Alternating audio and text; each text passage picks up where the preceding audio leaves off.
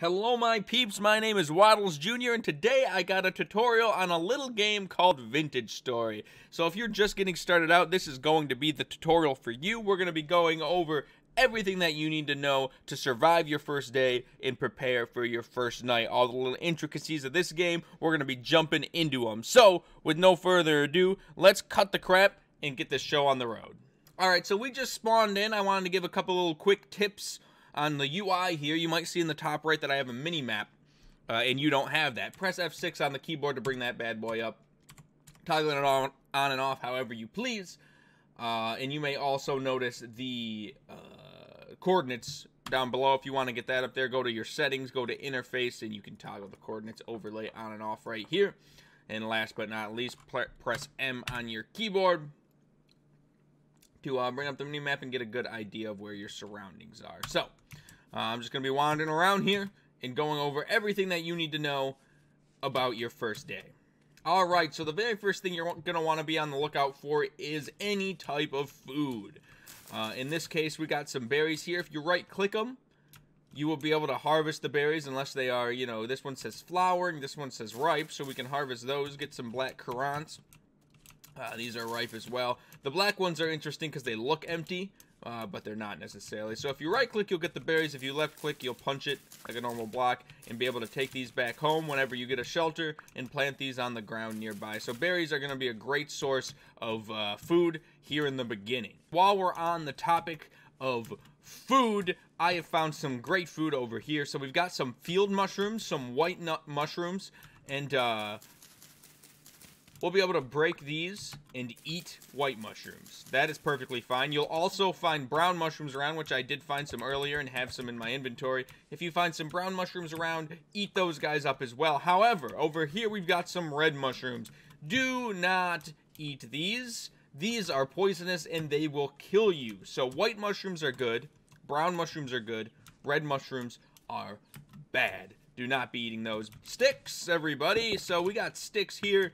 When you're wandering out in the woods, you're going to want to gather as many of these sticks as you can because these are going to be the handles for any type of weapon we create in the future, and they can also make ladders for us, which is awesome. So, you'll find them just laying out in the woods randomly. You can also break bushes, and you can kind of see if there's sticks inside it. Like this one will have a stick, so there you go. If you look inside the bush, you'll see little branches, and that will produce a stick. So make sure you're collecting every one of these that you find. You can never have too many sticks. Alright, we have some loose flint here. Now this is very important because this is going to allow us to make our first bit of weapons. We're going to need 2 of these, so I just found a couple. You'll find these laying on the ground as well very consistently. So, in order to make your first weapon, once you have at least 2 flint, you're going to crouch, you're going to look at the ground, you're going to right click, and it's going to bring up this menu. You'll be able to make arrowheads, axe heads, hoe heads, knife blades, shovel heads, and spear heads. The 2 that we're going to be interested on the first day are the axe head and the knife blade. The knife blade in particular. Then it's going to bring this up. It kind of looks like the chisel and bits mod from Minecraft, if you're familiar with that. And we're just going to carve out our knife blades here. And if you isolate some of the blocks, you'll see that they break, like so. But you don't have to do that. It just speeds it up a little bit. And just break out all the little yellow squares up until we are done here. And we'll be given 2 knife blades. And those sticks that we got earlier, grab those, put them in your crafting bench here. Unlike Minecraft, you can carry this thing around with you anywhere. The 3x3 is always available through your inventory. We're going to put a stick below the knife blade to create a knife. It's as simple as that. And now we're going to be using this knife for all sorts of stuff. But the big one is these cattails over here. So, since they're here, just walk up to them and break them like you normally would. Give it an old right click, and we're going to start harvesting all these cattails. Alright, so we just got all the cattails here in this little pond. We can see that we have 23 of them. There's a couple things you can do with cattails that are very important. The first is that you're going to be able to craft a basket with these. All you do is take 2 rows, make a little U, and it'll make this hand basket. You can take this, put it down in one of these 4 slots down here, these basket slots, and voila, you're going to see that inventory space is popping on and off. You get 3 slots, and you can put 4 baskets down there. So very, very useful early on when you just want a little bit more inventory space, because look at how quick our hotbar filled up. The other thing that you're going to be using for cattails is creating medical supplies. We need to find horsetails for that, though, first, so I'll be back once we've found some of those. Alright, everybody, we found some horsetails here, finally. If you are struggling to find these, they kind of look like little, little reeds popping out of the ground, little sugar cane almost. If you are struggling to find these, they do predominantly spawn in a foresty area. So if you head to a forest, generally you'll be able to find them. And we're going to need 4 of these and 2 cattails to make some medical supplies. And so we have 5 of them, which should be good. We're going to put them over here and put 2 cattails right below them. And you're going to be able to make this bandage of sorts, which is basically going to heal you 2 HP, which correlates to 2 bars. We got a couple rams here. These guys are neutral. They're pretty friendly unless you get too close or attack them. If you attack them, they're going to ram you. It's going to hurt, and you're going to lose. But even if you just get a little bit too close, they're going to get a little bit spooked, and they're probably going to start attacking you as well. So just stay a good distance away from these guys. They do deal a lot of damage, and I think it only takes 3 hits if you don't have any armor for them to kill you. So keep that in mind. Alright, while I'm wandering through the woods here, it's actually getting pretty close to dark, and we're going to need to be finding some shelter. What I would recommend is going onto your mini-map and looking for these little rune-like areas. You can kind of tell because there'll be little squares of rock. They're usually very prominent and noticeable. They're a great starting place for your first night to kind of hold up camp just to get by. So I'm going to run over to this guy right here, and we're going to see if we can't make a base out of him. And the rain is picking up. Alright, everybody, we're getting close to this little ruin over here. The rain really started picking up, which means that it's probably going to be a cloudy and dark night tonight. But look at this. We got some bushes already by this base here. And sometimes around these bases, let's see if we can find one. I don't see any. Sometimes around these ruins, you'll find little jars that you can break, essentially, and they'll have equipment. Oh, there's one. Yes, perfect. So a cracked vessel. This one in particular has seeds in it that you can see, and if we break it, we're going to be getting some farming supplies, which I'm not going to go in today, but we'll be going over in a future video. We got some onion seeds ripe for the picking. So yeah, we're going to break some grass blocks here, just some dirt blocks. It's the easiest blocks to get this early on. And we're basically going to hold up a little shelter here. It's going to be tiny, but it's going to get us through the night. Alright, we got our base up in here right now. We're going to block this off, even though nobody should be able to get through that. So as long as you have 2 high walls, no monster is going to be able to get in through those. No monster, no wolf, nothing that's going to be able to harm you is going to be able to get through there. So this is a perfect little base for our first days. Nothing can get through these tiny spaces either, but just to be safe, I like to do it. That makes it look a little bit nicer. So, the sun is beginning to set.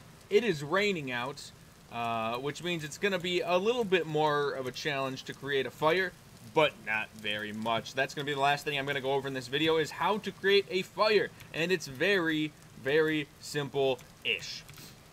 Basically, you're going to take your knife and you're going to just break some of these grass. You'll find them pretty much in any biome.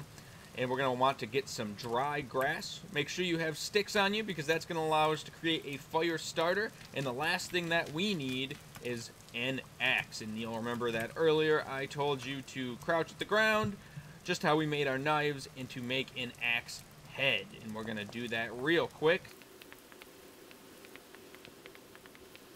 And just like that, we have an axe head. I'm going to throw that bush on the ground. Take a stick, put it underneath. Boom, you got an axe. Now we can finally chop down some trees. So, the bigger the tree, this one's pretty decent size, as well as the type of wood, is going to determine how hard it is to break it with the axe. But you will be able to break any tree with the flint axe. It's just going to take a little bit of time. But not too much. So we're almost done. Just like my dad, you can see the block breaking. And any minute now. Voila, we've broken it. And this is pretty much all you're going to need Alright, so we've gotten some firewood, we've gotten some dry grass, and we have some sticks. And we are back in our little hut here for the night. We're going to take that dry grass. And actually, you're going to need 3 of them. Luckily, grass is abundant. You're going to crouch at the ground, right-click, and you're going to make a little fire pit in construction here. And then you're going to take your dry grass up in the top left, and you are going to need 2 sticks with this, and you'll make a fire starter just like that. And I guess I did only actually need 2 pieces of grass. I got it wrong in my head. And then you're going to take this fire starter and just, oh, no, I take that back. Next, you're going to take the logs and the axe, and you're going to actually put those both in your crafting bench and make some firewood. And that's how that works. And then we're going to need to stack some firewood around this bad boy, and then right click with the fire starter, and we're gonna start making a fire. Now, because it's raining, this is a good time to show you that this fire is in fact gonna go out. It just did almost immediately. So in order to fix that, very simple, just put a block above it, and this should make a fire, and we should be good to go. Now, if you go into the fire, you're going to see that we have firewood burning down here, as well as how hot that fire is. You can just go ahead and throw all your firewood in there. And we're going to get this thing burning up. Now, one last thing before we go. Take any sticks you have, throw them in the fire, or just one. I'm just going to do one. And you'll see this thing start burning. That stick's getting pretty hot. And when this is all said and done, we're going to have created a torch. And just like that, we've got a torch. Now we can wander out into the darkness and die, but we'll die with some light around us. And if we do die, fun fact, the torch will drop to the ground and it will be very obvious where exactly it is you died. So, you can also take this torch, drag into your left hand, and then be able to use your knife and stuff with torch always in hand. This torch is never going to go out so long as it's in your inventory, but if you decided to, in fact, put it here, for example, it will go out after a bit of time. So I like to just keep one in my left hand at all times. Alright, everybody, that is going to be it for this tutorial. I hope that you have a great first day, and we'll be having many more tutorials here to come. So, thanks so much for watching. Feel free to slap that bell or subscribe, whatever the hell they're doing anymore. I don't know. Thanks for watching, guys. I will see you next time.